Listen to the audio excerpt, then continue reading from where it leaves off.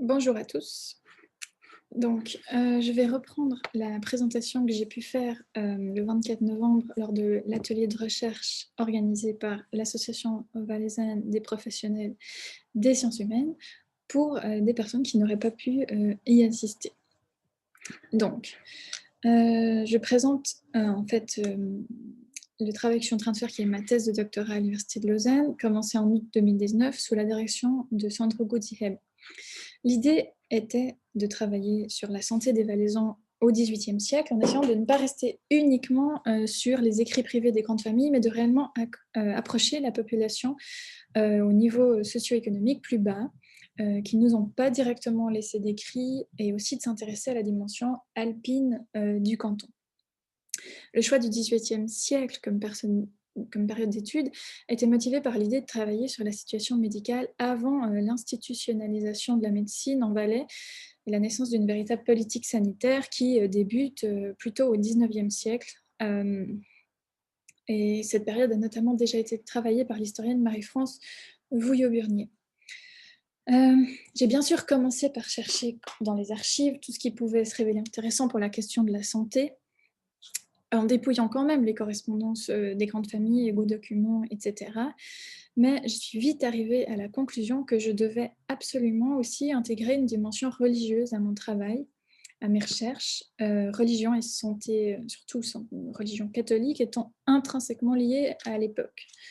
Je suis ensuite tombée sur un personnage très intéressant qui à la fois s'intéresse à la médecine, écrit beaucoup, mais écrit aussi sur ses paroissiens qui sont justement d'un niveau socio-économique plus bas. Il s'agit d'un homme d'église, Jean-Maurice Clément, sur qui j'ai décidé de concentrer mon travail, et je vais vous expliquer pourquoi dans cette présentation. Donc voilà, Jean-Maurice Clément. Il naît en 1736 et meurt en 1810, donc vraiment 18e siècle. C'est le fils d'un paysan de Champéry, et il fait tout son parcours en Valais. Il ne sort quasi jamais du Valais. Il fait son séminaire pour devenir prêtre à Géronde, à Sierre. Ensuite, il prend des fonctions à Ardon, puis à Mazes dans le Val d'Airain. Puis finalement dans sa vallée natale, entre Trois-Torrents, Champéry et le Val d'Illier. C'est intéressant aussi parce qu'il a pu aller dans plusieurs endroits en Valais, notamment dans sa période à Mazes, dans le Val d'Airain, il écrit beaucoup. C'est le premier homme à gravir la Haute-Cime, qui est un des sommets des Dents du Midi. Il fait partie d'un réseau de naturalistes. Il est ami notamment avec des savants comme De Saussure, Bonnet, etc. Et il a un réel intérêt pour la médecine. Et surtout, il y a un énorme fonds des manuscrits Clément qui est disponible aux archives de l'État du Valais, avec plus de 86 cotes magnifiquement inventoriées. Et sur ce fonds, sur ces manuscrits, il y a déjà eu quelques travaux, notamment un mémoire de licence en 96, mais qui s'intéressait exclusivement à l'aspect religieux du personnage, et d'autres petits articles, notamment comme témoin de la Révolution française par Pierre de Vantais, ou encore l'inventaire vraiment détaillé de son fonds. Ce personnage est également intéressant car il a une bibliothèque énorme de 4500 ouvrages selon les estimations. On a d'ailleurs un inventaire après décès, avant qu'elle soit complètement dispersée, et c'est vraiment quelque chose d'assez extraordinaire. Je n'arrive toujours pas à comprendre comment c'est possible qu'un fils de paysan ait une bibliothèque aussi importante dans son presbytère perdu dans le Val d'Illier. Voilà. Donc, l'idée est à partir de la vie de ce personnage, de sa pratique, de ses écrits, d'identifier les jalons importants d'une étude des connaissances et des pratiques de santé en Valais au XVIIIe siècle, une sorte de fil conducteur de l'étude qui ouvrirait sur plusieurs thématiques, en commençant notamment par sa bibliothèque.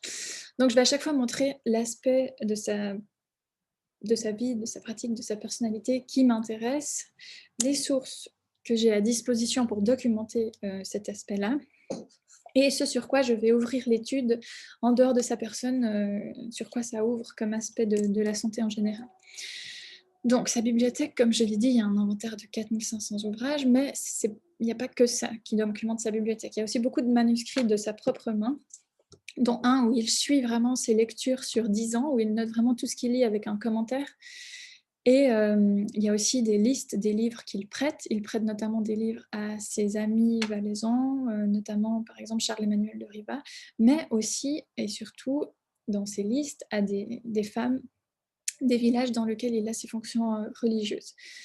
Il y a aussi des listes des livres qu'il vend, car il les a à double, et des livres qu'il veut acheter. Donc vraiment, énormément d'informations sur sa pratique des livres. Cette bibliothèque, il y a un petit article qui a été fait par Claire-Eliane Engel en 1943, où elle, dans les stats, on arrive à 3652 ouvrages.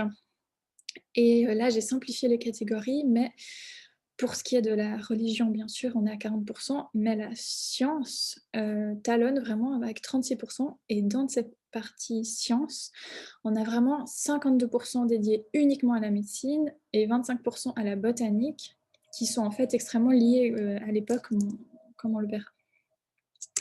Du coup, ça me permettra d'ouvrir sur les ouvrages médicaux présents en Valais en général, en analysant les bibliothèques d'autres médecins dans les rapports après décès, les mentions des livres utilisés par des guérisseurs, notamment dans le Val d'Airain, on a un peu sur quels livres ils se basaient, dans des couvents, dans des hospices, est-ce qu'il y a des bibliothèques avec une partie sur la médecine, et des bibliothèques de famille aussi, comme notamment celle des deux Riva, ou des Super Saxo, dont on a encore la bibliothèque et l'inventaire. De cette bibliothèque, je vais me pencher ensuite sur ses études, car les manuscrits documentent vraiment qu'est-ce qu'il fait de ces livres. Il ne les a pas juste simplement, mais il les étudie concrètement.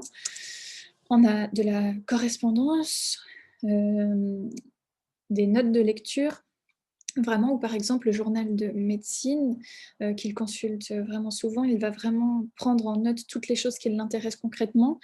Ça fait plusieurs manuscrits. Il fait le récit aussi de certaines excursions botaniques qu'il fait avec d'autres personnes et de certaines expérimentations botaniques ou médicales.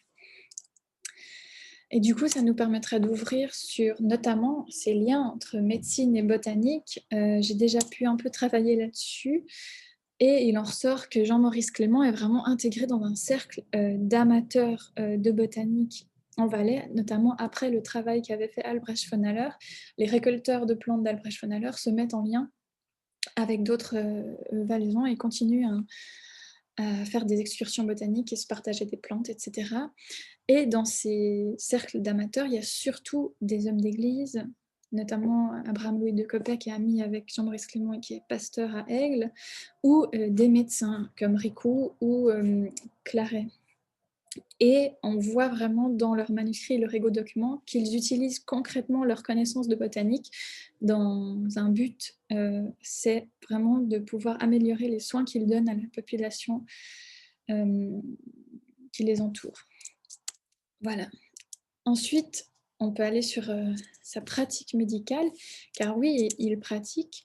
Il y a notamment des mentions de ses pratiques quand il raconte qu'il a soigné telle ou telle personne, ou encore il écrit des recueils de remèdes qui, selon lui, fonctionnent, des énormes manuscrits de 300 pages avec toutes sortes de connaissances qu'il a sur la médecine.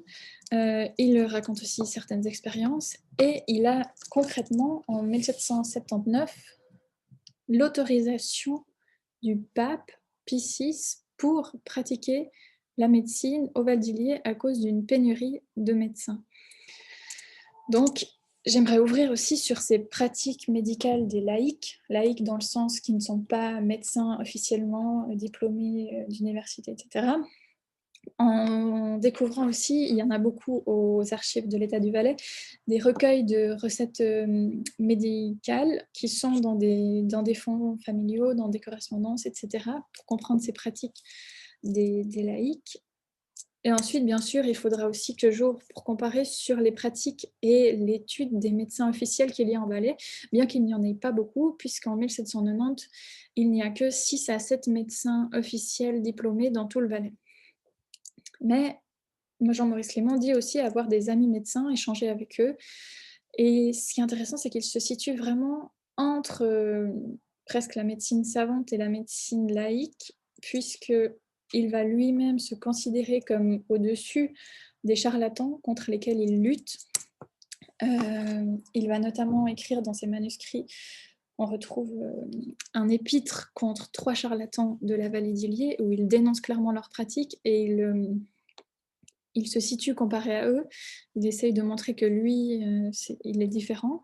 Et ensuite, 3 ans plus tard, un mémoire très conséquent sur les charlatans, où là, il reprend aussi les critiques sur les pratiques de ces charlatans, mais il ajoute une liste de questions d'examen, de centaines de questions médicales qu'on pourrait poser aux gens pour savoir si on leur laisse pratiquer la médecine ou non. Voilà. Et du coup, ça me permettra d'ouvrir sur cette figure des guérisseurs charlatans qu'on retrouve aussi surtout dans les vallées alpines, où chaque vallée alpine aura vraiment sa famille de guérisseurs. Dans le Val d'Illier, il en parle lui, mais dans le Val d'Airain aussi, on a à Hérémence. J'ai eu l'occasion aussi de me pencher là-dessus lors d'une conférence à Hérémence même. La vidéo est aussi sur YouTube si vous êtes intéressé. Et du coup, là, on voyait vraiment qu'il y avait 5 générations de la même famille qui pratiquent justement la médecine. Et il y avait pas mal de sources sur cette famille, plutôt début 19e, mais ce qui nous renseigne, c'est que Jean-Brice Clément, par exemple, quand il est à Maz, parle de certaines pratiques qu'ils se font, qu'ils dénoncent, et on les retrouve, ces mêmes pratiques, dans les manuscrits de la famille un peu plus tard. Donc, de toute façon, il y a une transmission. Voilà. Ce qui me permettra de faire ça aussi sur d'autres vallées, vu que dans le Val d'Illier, il y a aussi ces familles et que Jean-Brice Clément en parle. Voilà. Donc là, on a une sorte de... Il est à l'interface finalement entre cette médecine plus laïque et populaire qu'il pratique alors qu'il n'est pas diplômé, malgré son autorisation du pape, et cette médecine plus savante dans laquelle lui va vraiment lire, étudier, lire tous les ouvrages des médecins, être ami avec des médecins, etc. Ce qui est intéressant aussi avec ce personnage, c'est justement le lien avec la religion, où là, il y a déjà ses devoirs en tant qu'homme d'église. Donc, on voit dans ses manuscrits notamment comment il voit son rôle. Lui, il exprime clairement qu'il pense que son rôle est de s'occuper du salut des âmes, mais également de la santé des corps, et surtout de se préoccuper justement des paysans, des gens des campagnes qui ne savent pas forcément comment faire et que lui doit se renseigner pour eux.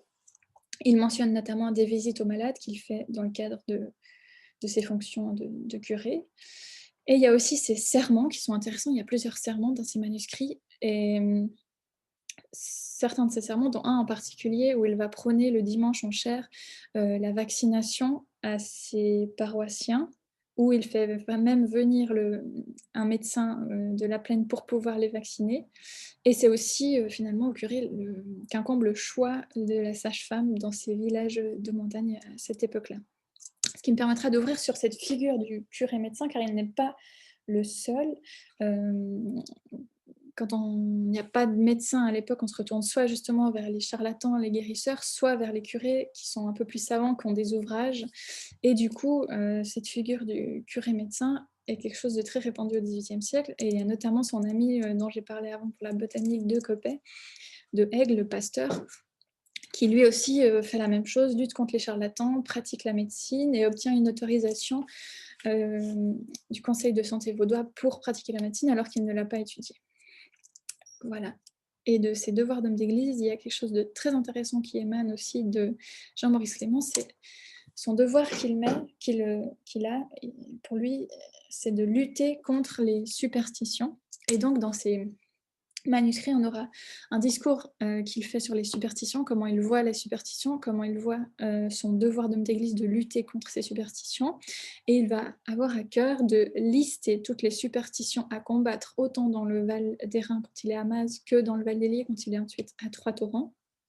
Et du coup, on a vraiment ces listes de superstitions qu'il récolte pour ensuite à l'Église expliquer que ce ne sont pas des choses à faire pour vraiment que les personnes comprennent qu'on ne peut pas les faire. Et il nous explique aussi ces techniques d'approche, car il ne va pas lui-même directement poser la question aux personnes de qu'est-ce qu'ils font de superstitieux, mais car il ne le dirait pas, du coup, il va recruter des hommes de confiance, ou même, il le dit, des enfants qu'il a pour le catéchisme, et leur demande d'espionner pour lui ces pratiques et de venir lui rapporter. Et du coup, on a vraiment beaucoup de matériel sur ces coutumes dont pas mal touchent à la santé et à la médecine. Et du coup, ça me permettra d'ouvrir sur ces superstitions et coutumes justement liées à la santé en général, avec tout ce qui est lié à la religion, soit officielle, soit de manière plutôt superstitieuse, populaire, et entre deux, qui ne touche pas forcément à Jean-Maurice Clément, mais qui touche à cette notion de religion et santé.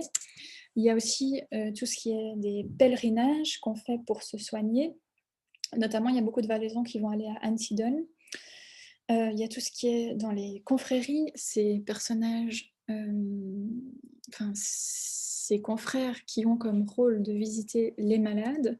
Il y a aussi les sœurs hospitalières qu'on trouve dans les hôpitaux, et même ces hôpitaux finalement qui ne sont pas du tout comme les hôpitaux qu'on a aujourd'hui, mais des lieux où on recueille les pauvres, les voyageurs, à quel moment religion et médecine sont imbriquées.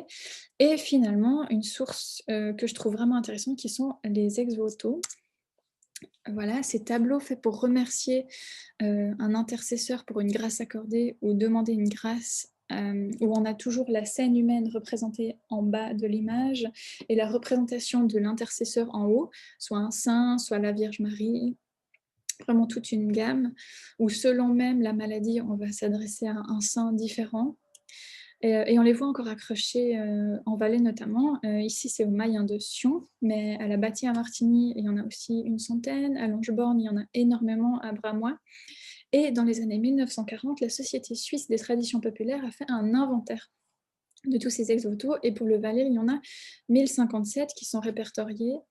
Et selon l'inventaire qu'ils ont bien voulu me transmettre, j'estime à environ 600 ex-voto qui couvrent une période intéressante pour moi, entre 1700 et 1830. Et sur tous les ex-voto, sans compter ceux dont on ne connaît pas la raison, 42 sont faits suite à une maladie, où la scène humaine est une maladie, comme on le voit ici, où on a souvent représenté des personnes dans des lits et on prie pour leur guérison. Et on a aussi, si on rajoute les accidents et les naissances, jusqu'à 55% de ces ex-voto qui concernent du coup la santé en général. Voilà, et du coup ça permettra de plonger directement dans la représentation de ces scènes liées à la santé, l'étude d'une sorte de culture matérielle concernant la santé, et étudier aussi le recours à la religion qui touche une population large, car là on sait qu'au XVIIIe siècle, ce ne sont plus uniquement les élites qui font ces ex-voto, mais vraiment une large couche de la population. Voilà, on voit notamment que des fois il y a des religieuses aussi au chevet des malades, comme dans le tableau central. Donc plein d'informations à glaner. Voilà, donc on a pu voir à travers ce personnage à la fois approcher la médecine savante, la médecine laïque et les liens entre médecine et religion. Donc voilà pour l'instant où j'en suis dans ce travail. Je vous remercie de votre attention. Voilà, donc je vais arrêter. Tac.